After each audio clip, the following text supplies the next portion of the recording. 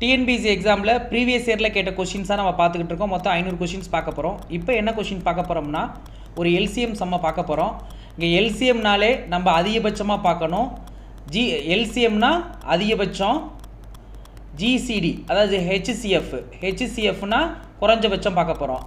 அதாவது இங்கே தமிழ் அழகாக கொடுத்துருப்பாங்க. மீ சிறுனா மேலே பெரிய நம்பரை பார்க்கணும், மீ பெருனா சிறிய நம்பரை பார்க்கணும், அவ்வளோதான்.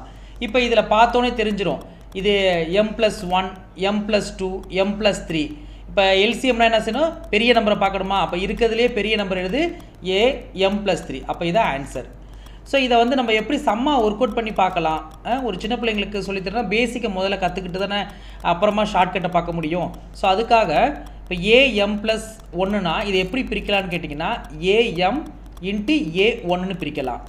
அடுத்தது am+2னா எப்படி பிரிக்கலாம்னு கேட்டால் am இன்ட்டு a2ன்னு பிரிக்கலாம், a/2ன்னு. am+3னா am இன்ட்டு a3. இது நம்ம சின்ன வயசில் படிச்சிருப்போம்ல, a/m இன்ட்டு a/n. கீழே பேஸ் வந்து ஈக்குவலாக சமமாக இருந்துச்சுன்னா மேலே இருக்கிறத நம்ம என்ன செஞ்சுக்கலாம், ஆட் பண்ணிக்கலான்னு ஒரு நம்ம சின்ன வயசில் பார்த்துருப்போம், 9th புக்கில் பார்த்துருப்போம்.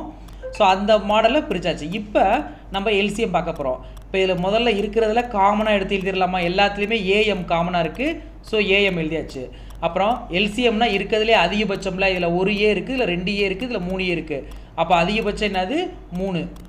இப்போ ரெண்டையுமே இது என்ன செஞ்சிடலாம், கீழே பேஸ் வந்து ஈக்குவலாக இருக்குது. அப்போ மேலே இருக்க பவரில் இருக்கிறத கூட்டிக்கலாமா, அப்போ m+3. அவ்வளோதான் முடிஞ்சிருச்சு.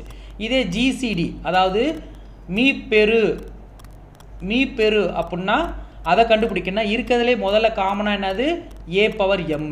அடுத்தது இருக்கிறதுலே குறைஞ்சபட்சம் என்னது a1. அப்போ இது ரெண்டையும் ஆட் பண்ணிக்கலாமா, இது மல்டிப்ளிகேஷன் இருக்குது. கீழே பேஸ் சமமாக இருந்தால் மேலே இருக்கிறத நம்ம என்ன செஞ்சுக்கலாம், ஆட் பண்ணிக்கலாம்.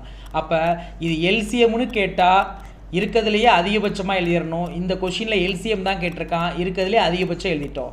இப்போ ஒரு வேளை ஜிசிடி இல்லை, ஜிசிடினாலும் ஒன்று தான், ஹெச்சிசிஎஃப்னாலும் ஒன்று தான். தமிழில் மீ பெரு அப்படின்னு கொடுத்துருப்போம், மீ பெருன்னு இருக்கும். அப்படின்னா நம்ம இருக்கிறதுலே குறைஞ்சபட்சம் பார்க்க போகிறோம். குறைஞ்சபட்சம் a/m காமனாக இருக்கிறத எழுதிட்டு இருக்கிறதுலே குறைஞ்சபட்சம் a1. அப்போ இதுதான் ஜிசிடிக்கு ஆன்சர், இது எல்சிஎம்க்கு இது ஆன்சர்.